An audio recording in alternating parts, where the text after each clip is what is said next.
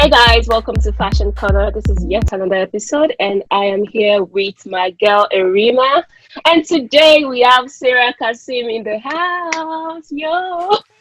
Okay, so hi Sarah, nice to have Hi you. guys. Hi. Okay, so yeah, so before we go right into it, today's episode is just an interview with Serah Kassim. Serah Kassim is a brand, a Nigerian brand, and she's based in Lagos. And today we're going to be having a conversation about, our business, our experience in the industry, and how the pandemic has affected our business, the fashion business in Nigeria, looking at it from our view, our perspective. So, Sarah, I'm going to give you the floor. Please introduce yourself to our viewers. Okay. Hello guys, my name is Serah Kassim. I'm a pattern maker and the creative director for the clothing brand Serah Kassim. And that's spelled Serahkassim. And I recently, yeah, because a lot of times people always tend to mix up with Sarah. And I recently just Yeah. launched a ready-to-wear Afrocentric retail brand. Before, like, they would like say during the course of the pandemic or before like the pandemic, a few weeks before the pandemic. So that's serahkassimng.com. So what we just do is use African textiles to promote Afrocentric clothing for women from Nigeria. Like we ship from Nigeria to wherever it is that you are in the world. So that's what basically I do. And I'm a pattern maker, so I like teach pattern making, I draft using patterns. Why? So that the curves and the fits are actually more accurate and more precise. So that's what I do. Okay, so yeah, this question is going to lead us to the next one. So, can you please tell Okay. the viewers what sparked your interest in fashion? What sparked your interest and why you decided to go into this whole fashion business? Okay. So I'm okay. Okay, so I would like to start from the beginning, but I'll just like try to make it as short as possible. So my interest for passion like stemmed from the fact that my mom and grandma were both tailors. I would I say fashion designers? No, they're both tailors. And growing up, yeah, my In grandmother Nigeria. in Yoruba they call it tailor abeg petes. That means tailor beneath the stairs. So you know the tailors Mm, sharp sharp. yeah, under the So yeah, Yeah. like building. staircase. So it was that's what they like in Nigeria. So that's where the Mm, like the interest grew from because I remember then when I went to a boarding house and it was easy. You have like social gatherings that you wanted to like make day wears for or just be when you go to school now you want to be a badass chick Yeah. and all those things. So when I tell my if I ask her to me, she'll be like, ah, no, I don't have time, but I'll cut it for you and you make it by yourself. So I started doing this and I saw that, okay, I actually liked it. And that's when like the interest came. And before I knew it, I started like in Unilag, I started just doing it on this side. And I saw that people really appreciated it. That you made this dress to say, wow, are you serious? Are you serious? But the thing I always tell people that if you're born in a Nigerian home, your parents will send you to school and then you now say, oh, I want to be a tailor. Hey, you can't try it. So you had to go to school. So when I like went to Unilag, I now said, oh, I think I'll just do this fashion thing. But then I had this like conflicting thing because my mom and grandma, they had like issues with fittings. They had issues with getting the right fitting and all those things. So there was always this complaint about, oh, it's not sitting right, it's not fitting right. And also I like, since I went to school and it was easy, I went to university. I like, okay, even if I want to actually go into this full time, I have to do it the right way. That's when I now went in 2016 and I went to go and learn. I took a course in pattern making so that I can like get the fit right, the accuracy, and just be in tune with what the new generations of designers are doing and what the new generations of my target audience actually really want. So that's how like the spark came. The spark came from my mom and grandma because I was actually exposed to it in a very young age. So that's Yeah. oh, that's So, that's amazing. That's nice. so Sarah, apart from the course that you went to do to learn how to, to get better skills in pattern drafting in uni, did you actually study fashion design in university, or you studied something totally different? okay. Okay, the honor I didn't study fashion design in school. That's why I was saying that it's not like Botany. easy. It's not easy for you to just wake up one day in a Nigerian. Oh my My parents are god. from the Yoruba part of Nigeria. We just say, oh, Yeah. your mom sent you to school. You say you want to do fashion. They didn't understand creative side. So you have to go to Yeah. school to study what they ask. So I didn't study fashion. I was a science student. I studied botany and microbiology, Okay. ethnobotany to be precise. So the study of plants and plant products. Do you understand? So you Okay. if you wanted to do all those things, you have to be on the side, but you have to go to school to do what they ask you to do. Okay. So this So the next question. So how did you get started with your brand? Because like we all know that like putting it together as a business, how did that sort of Okay, so come about? from the beginning, I said that it was easy for me to like the brand because my mom and grandma were in it. So it was, I would say there was like already a platform for me. So some people will say, oh, I don't have machines, I don't have where to start from. It was easier for me because my grandma, my mom had that already. So even if I wanted to do anything, I could try, I could like express myself because okay, there was this thing. And then in 2016, when I was 7 and started learning how, I enrolled for pattern making class. I'm somebody, I like social media a lot. So I like, a lot of times I'm always on social media. I just like to stay abreast of what it is that is going on. I remember I was going on Instagram that day, and then I saw this. I don't know if you know it, Tony Elimelu Foundation. So it's like I've heard of body, it. yeah. So they Yeah. like give grants to entrepreneurs and all. So that day I was on Instagram, like, okay, what's this? But Nigerian mentality. Any small thing, your brain is telling you, are you sure this is not scam? You're already. And then I'm like, even if it's scam, at least they're not asking me to put my account details or anything. I'll just do it. And then when I wanted to do it again, another part of my head was telling me, imposter syndrome will start fighting back. People that are there, getting tech ideas, they're doing. Are you sure you're good enough? Like, are you sure you're good enough? Yeah, Yeah. and to be fair as well, I've never heard a fashion business like being. I've Do you never heard it understand? in connection with the Tony Lumelu Foundation. Do you understand? Yeah. So I started having this. You're just making clothes. Yeah. But and the one thing I just said, one thing about me that I think I've come to understand is what I always say is, what's the worst that can happen? They will not call you, they will not pick you, they will not come back and shout at you or anything. So I just did it that if I don't have anything to lose, if they call me back, great. If they don't call me back, it's not a bad thing. So I just applied, and then the next thing, I think 3 weeks later or so, I got a call that I got in. I thought it was a lie. Wow. I really thought it was a lie until when they now asked me to go to the portal and put up and I saw my name. I'm like, Wow. You got that? yes. Okay. Oh my goodness. Okay. So I guess we should move on to the next question. So that was how the brand started. So since that time when you got the Tony Elimelu funds and everything, how has your work evolved? Since you started your label, since that was in 2016, right? 2017 So for the past 2017, so 3 years now, I guess. So how has your work evolved Okay. since then? Okay, I really say that I've really grown. Like I don't like to make people feel less of themselves. So what I always say is, a lot of people say, oh, you started this brand officially in 2017 and see all the things that you have done. So what I always say is, I got help. Like I always say, my mom and my grandma were designers, tailors. So it was easier for me to start. It was just like somebody was kneeling down for me to stand on. Do you understand? So I would say that because of the help that I got, it was easier for me to start with something. So even if I knew when I started, it wasn't what I wanted. It wasn't what was in vogue. It was just join this thing together, just do this one together, until I started liking it myself and say, oh, I want to now go back to learn, I want to add this skill and everything. And because I'm somebody that I'm very, very curious, I'm like, oh, this person did this thing and the person does not have two heads, I can do it. So it inspires me to want to do more. So I try to make sure that I beat my other record. I'm like, this person, I can do this, I can try. So that's one of the reasons why I even said, oh, I wanted to learn pattern drafting to stand myself out. So I really say that it's really helped, because a lot of times I'll make outfits for people that I will never see them, and I have to maybe send it to them or like send international, and then you hear, oh, they actually fit perfectly, I really like it, I like the way you sew, I like the way you like did this, I like the way my body is out there. So I would say, compared to when I started, even if when I started I struggled a lot of things, especially when you were young, coming out of university, I didn't have any like work experience, corporate experience. I just entered I just left flag and I just entered entrepreneurship. So I would say, the Tony Foundation. Yeah, so I didn't have to I didn't have a CV. I had a CV this year because I wanted to use the CV to go for competitions. I've never worked before, so you can imagine me just coming out straight from university and then going to this. So I struggled with how to do the business. But that's why I always said I'm really thankful for the Tony Foundation, because they do like this 12 weeks training that they teach you how to start. So even if you have a business idea, you don't have any basic knowledge of business, they'll teach you how to at least start. And then from there, because I'm a curious person, I'm seeing what's happening on social media, I'm learning from this one, I'm seen this person doing this thing like this. I take courses, take classes, just make sure that I better myself.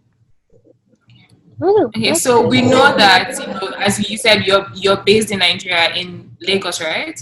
And we Yes. know that running a business in Nigeria is no mean feat. Not to talk of a fashion business, the fashion industry is growing, but it's still very small. And moving actual, clothes shipment is not something that a lot of designers are really doing. So you've told us some opportunities, some advantages that you had with having your mom and having machines, what other opportunities did you have, in Nigeria, and what difficulties have you experienced by being based in Nigeria? Okay, I'll start from the opportunities first. So the thing I always tell people is, if you're in Nigeria, not even only in Nigeria, I think that if you're anywhere, make sure that you have a tribe. Because what I always say is that the difference between me and somebody else is just information. Do you understand? And just being at the right place and at the right time. So I'll say one of the things that really helps me is because I'm very curious. When I'm seeing this person, I'm like, oh, you just got this thing. What's this thing about? Like, oh, it's already closed. You can try next year. I'm going to bookmark that thing or save it. Like, okay, I'm going to try this thing next year. Because I'm curious, I might see something online that I liked. I joined their newsletter.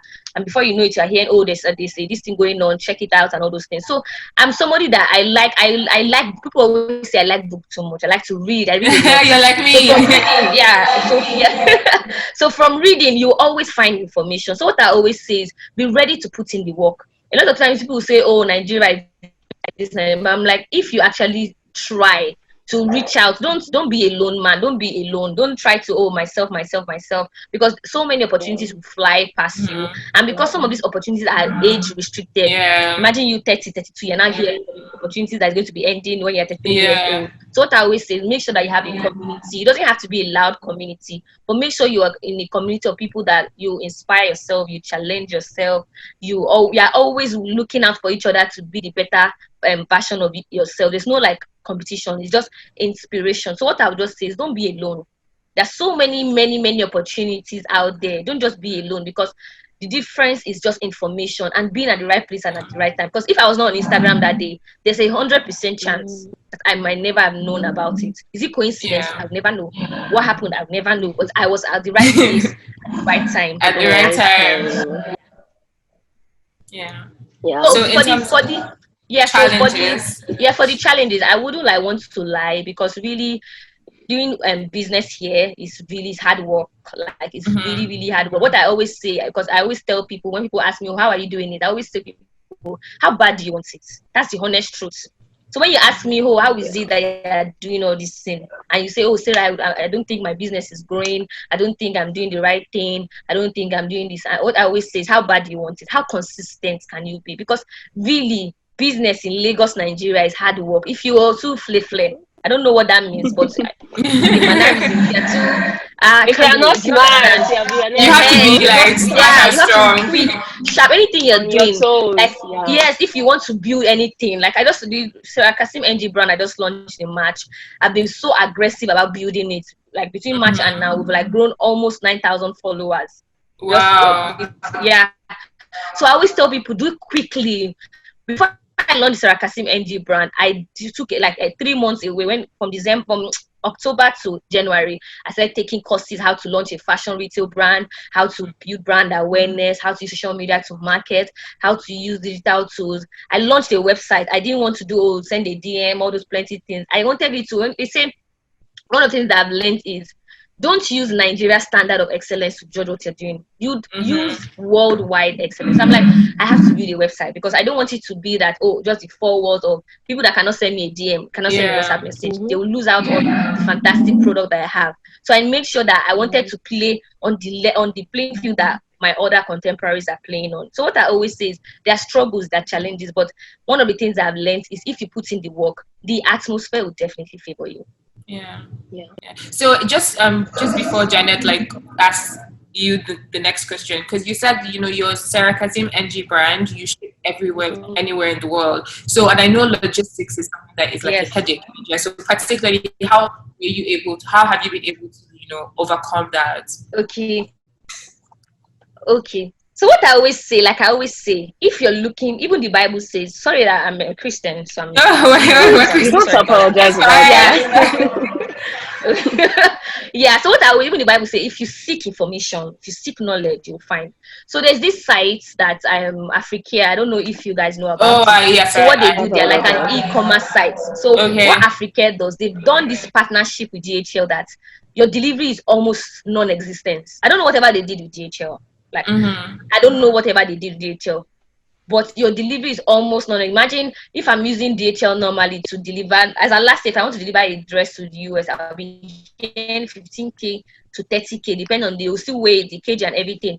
But with Africa, the same parcel, the same weight, I'll pay half of that price, almost at 8,000, 9,000, 10,000 naira. So when I hear people say, oh, delivery is going to, my customers don't always come to me because they'll be like, oh, my delivery is too expensive, or then maybe at the end of the back end of the website, people are canceling the order because of delivery. And I'm like, have you checked Africa? How did I know about Africa? I was on Google, I was on YouTube, I was checking. And the thing I always say is, because I'm a Nigerian, I don't just make the people that inspire me Nigerians. I always say that my competition for Serah Kassim NG is not the Nigerian market, because you're still earning in Naira. So that's even a huge disfavor for yourself. So what I try to do, I try to make sure that people that I'm following, I look for brands, retail brands that are non-Nigerians, that have done it, excelled in it, and have built big, great things. Do you understand? Because this is because you are looking up. Even if you come down, you will still be on your own height.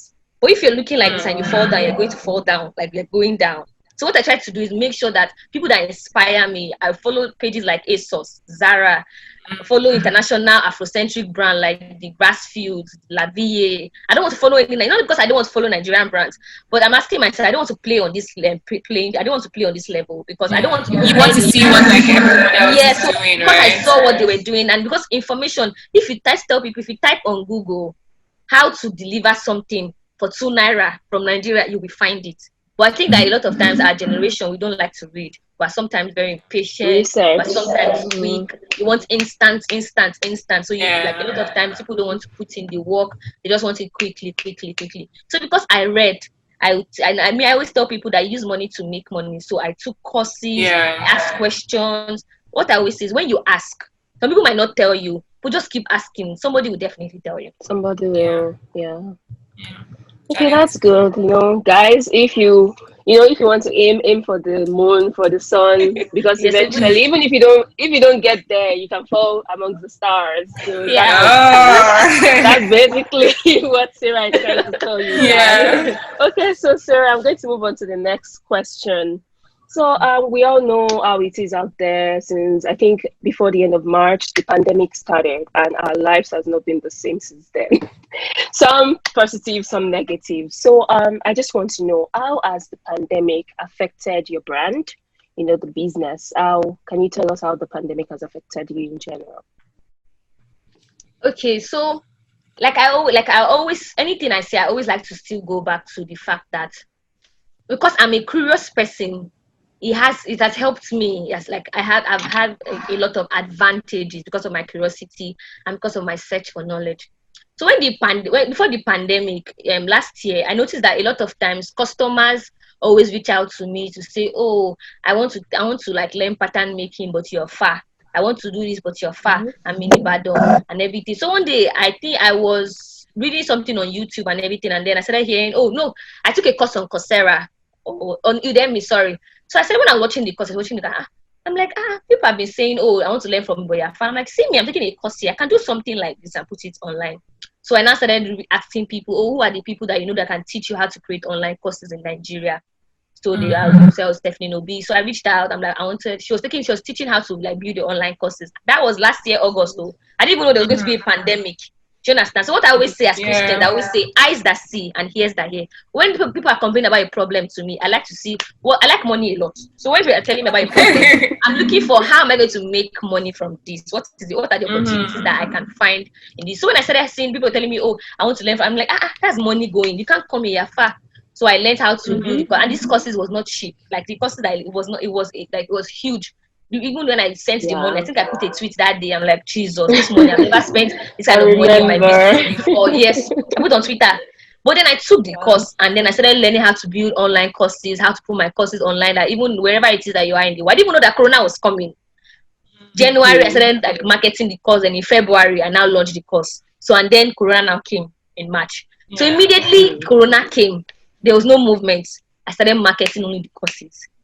A lot of people started asking me, "Did you know Corona was going to come?" I said, "No, I'm not a witch. I don't see the future." I don't. But because I solved the problem for my own clients, it now became a huge figure that even if we're not open, I still had a steady stream of income coming in, and that was what digital courses. So for me, I will not be able to talk about the negative impact. So the only negative impact would be for Bespoke, because at that same time in March 28th, I launched my website.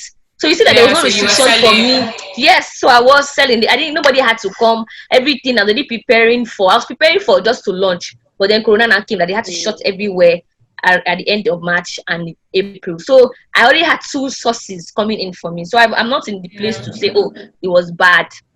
Like, oh, this is the thing, and this one. It was bad in the sense that people were not going to weddings. So my Bespoke brand for normal Serah Kassim, nobody was coming in. But then for ready to wear, and then for online courses, my online courses, it was huge, like really, really huge.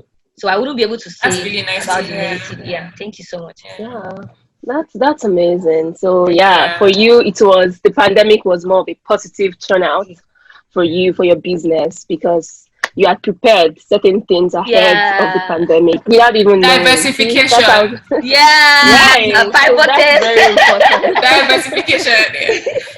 So just to jump in. So just jump in. So we've heard you say that you love in social media, and I'm guessing that's like the big organ of like promotion and marketing for you. Yeah. But just generally and really quickly, just tell us like how you're marketing and promoting your brand, right? Okay, so one of the things that I always tell people that really helped me is passion. So because I'm a very passionate person, even in the way that so if I like something, I'm always very passionate about it. Like I always put everything, like every thing in everything I'm doing. If I really like that thing and I want to do that thing, so I will say passion. And because of that passion, a lot of people can see it. That this girl's actually really passionate. So even if I'm putting on social media, I'm enjoying myself. So a lot of times I know that people are reaching out because I've had customers, clients call me and say, "I want to make clothes for me because you're always laughing." And I'm like, why is this girl laughing? Is she not going through problems? Is she not going through? So I know that people sometimes they want to buy from you because of the energy, the positivity, the vibes, and everything. So because of the way they're saying, oh, this girl is actually doing things, which is trying with excellence. And what I've learned is Nigeria, a lot of people always buy sometimes based on emotions. So some people are buying also because they're saying, this girl is really working hard. I don't want to dash her money. Yeah, let me just patronize her for one. Let me patronize her. Because I love the vibe I'm getting. So my own has been like social media. Social media has been very awesome for me because I'm always very energetic. So one of the things I always say is I always use money to make money. So when I started seeing it from 2019, I started seeing that it now started becoming a lot. I made sure to employ a social media manager to like handle the DMs, to handle like official WhatsApp. So I started putting like structures in place so that I don't have to be just the one doing everything, and then you're not being creative because you're always having to do everything by yourself. So I always know, this is time to get somebody to do this. I don't have to. This is now my weakness because I cannot keep up. So I started like employing people that they can even do way better than I do. So when I just post on social media, it's just to say hello to my people and all those things. So it's not something that I'm now like managing because I now outsourced it. Paying support. We are delegating. Yes. Yeah. Right. And in more like in terms of like more business tactics, are you using like the Instagram ads, like Facebook ads, like stuff like that to attract more eyeballs to your page? Okay. So like I always say, I'm somebody that I always use money to like make money. But one of the things I always say, I try to still test things organically. So before I launch anything, when I wanted to do Serah Kassim Nigeria, I don't like to assume, because I'm not the one going to be wearing their clothes. So what I did, I first did a survey. I called all the clients on my social, that patronized me before. I sent out a Google form. What are the things that you like to see from a ready-to-wear brand and everything? Because not just because I wanted to know, I wanted that when I started marketing those clothes to them, I can be using the exact. So if somebody is saying, I want a clothes that is free, that's not tight on the leg, I want the hand to, I want to be able to lift up my hand. When I want to market, I'm going to be saying, oh, this dress is Those very exact cute. same thing. It's not Right? the You're exact same targeting the thing. So, need, the yeah, so thing the they are exact looking same, for. yeah, the exact same thing. So that's like one of the things that I did. I use ads, but I made sure that this thing had a life. It was something that on its own it could actually still generate, but ads is just to make people more aware. So I know the thing about ads is that you can target somebody that is in Los Angeles and the person is 25 years old, the person sitting down on the couch wearing likes red tops. It can be very specific. Do you understand? So that was Yeah. all I just did. I just made sure that all that, and that's coming back to that again. Before I launched the Serah Kassim NG brand, I took a Facebook ads course too. So that's the thing. I Okay. just try to make sure that whatever it is I'm doing, I try to do it at least with some level of excellence. I don't just do things blind. So if I see that you're somebody that you are great in that field, I pay you to learn from you, or I pay you to just do it. That's very commendable. Yeah. It Yeah. is. So people, another point that you should take them from this, develop yourself, spend money on yourself, learn those things so that when Yeah. you put it out there, it'll be even better for you because you have this feeling that, oh, I paid to learn this. So yeah, I can make money from it as well. So you don't feel any way about that. So moving on to the next question. So I would like to ask, what's the biggest lesson that you have learned so far since you started your business? So since 2017 till now, what is that lesson that you've learned?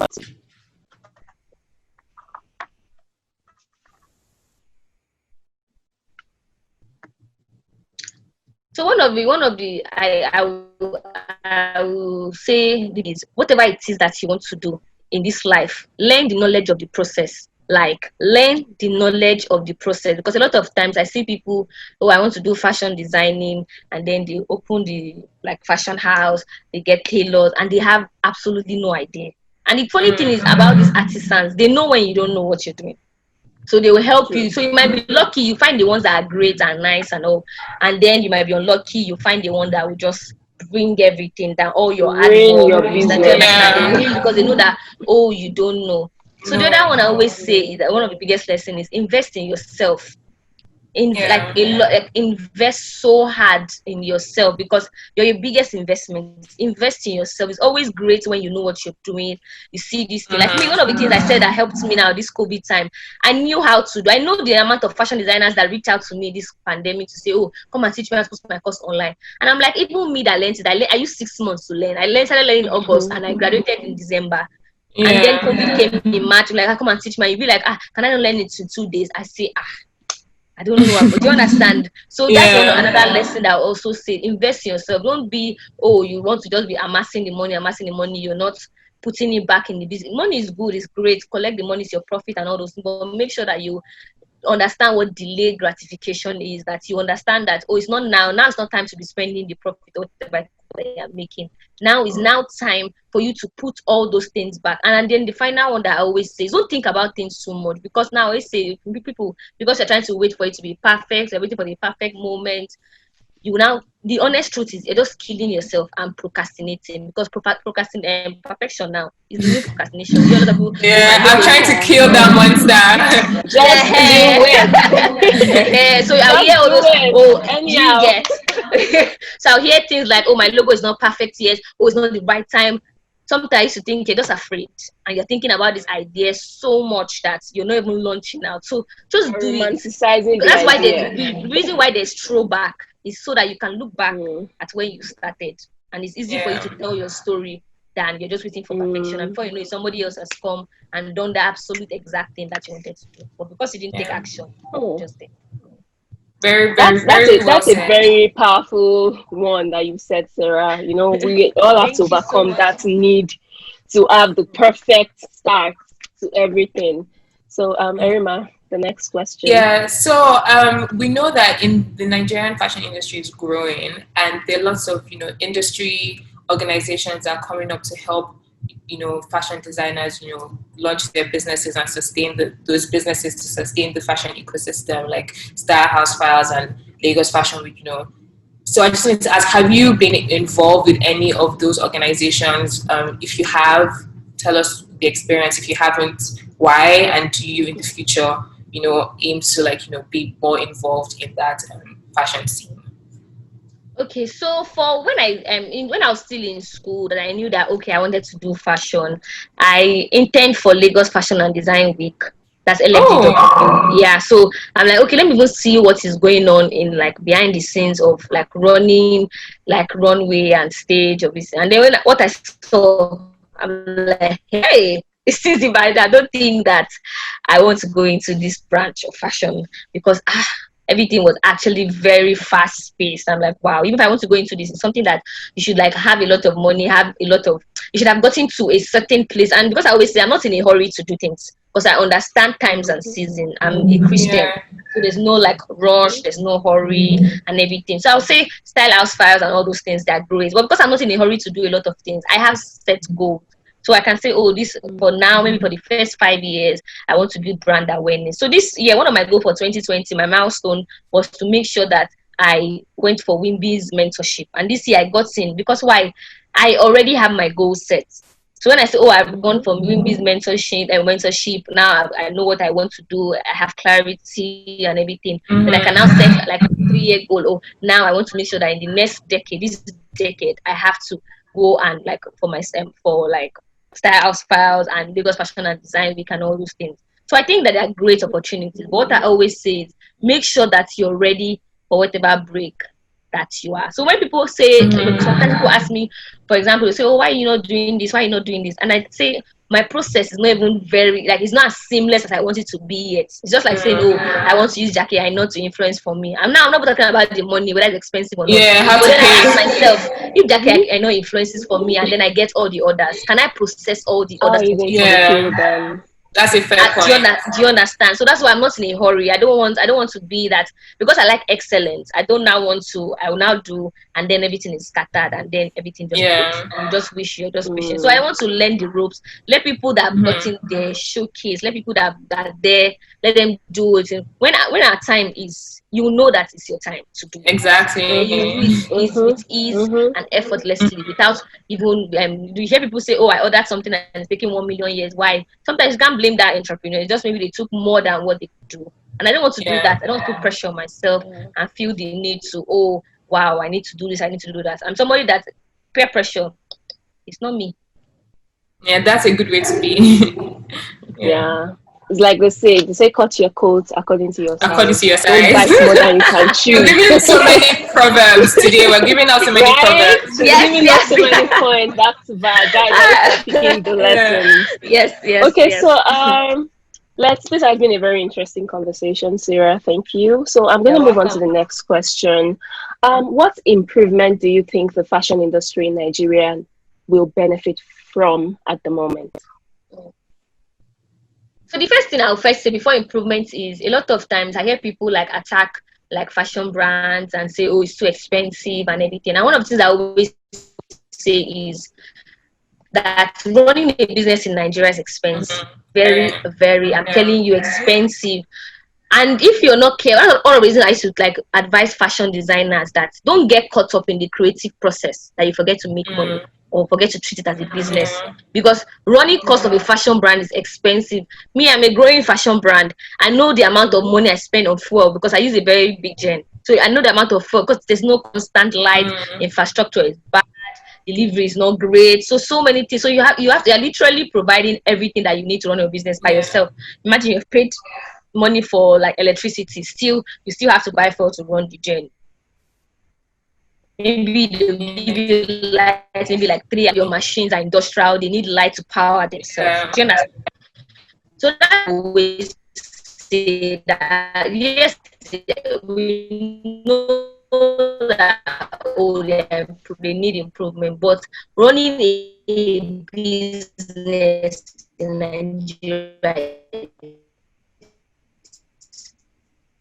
like you need money, like a lot of money. So the improvement and the honest truth is you can't compare what the fashion designers in Nigeria are doing now to what we did 5 years Yeah. ago. Because now people are comfortable wearing fashion brands to red carpets. Before Mhm. it wasn't like a choice. It wasn't even something to even debate about. Yeah. But now people are now very seeing that you see people like Kenneth Easy showcasing on Mercy's Fashion Week. So many fashion week. You Yeah. see someone like Diola Sego, Paris Fashion Week, and so many other opportunities. So I think that yes, there's still room for improvement, but I want to say that I think that the government should be more involved in like the fashion. There should be more regulations that are guiding like fashion brands, so that everybody, there's no regulations, so a lot of people are just running everything as the way they deem fit, the way they see it's great, and there's not even like unions that maybe attending to the needs of maybe the fashion, the staffs, and like taking care of them. So you just see people treat people anyhow without caring about them. They're not because there's no regulation, there's no Yeah. law, there's nothing that's binding them. So what I would just say is I think that if the government becomes more involved, I feel like then we can now talk about, now that you have provided this, if I'm not now filling up the expectation, then now you can now say, talk about improvement. So the last question, what do you love the most about being a fashion designer? So for the fashion industry, I would say the fact that it allows you to be creative. Like you have like a lot of room to explore and expand your mind, because you will never have thought that there's so many things that are happening right now that in our wildest of imaginations, we never have thought that it could happen. So it allows you to like move away from the norm. It lets you like you get to meet people, and then there's this utmost satisfaction that you have from bringing something from just basic sketch and bringing it to life. Is it the joy that maybe the client feels? I'm like, I really like, not that you don't have bad days, that some people definitely will not maybe like the outfit or something, but then a lot of times the good times over trumps the bad ones. So the satisfaction, the joy, the smiles, the energy, I'm like, wow, I really like, and seeing something that you created flat in a picture and then seeing it come to life in a form on somebody's body, I think is something that really warms my heart, and it's something that I really enjoy to do. And then it lets you meet different people. You're interacting with different kind of people from different walks of life, from different cultures, from different ethnic group. What is bringing you guys together is the fact that I really like this dress. So I think that's one of the highlights for me. Well, thank you so much for coming here. Thank you so much. It's so Thank good you. to have you here, Sarah. Thank you. Thank you so much. You're welcome. Thank you. Enjoyed it. So, guys, hope that this is informative and that you learn something and it's interesting. Don't forget to like and subscribe to our channel, and put the notification button on so you know when our videos are coming on. And comment below in the comment section. Let us know how you feel about this discussion and what you'd like to hear from us. Till next time, bye. Bye, guys.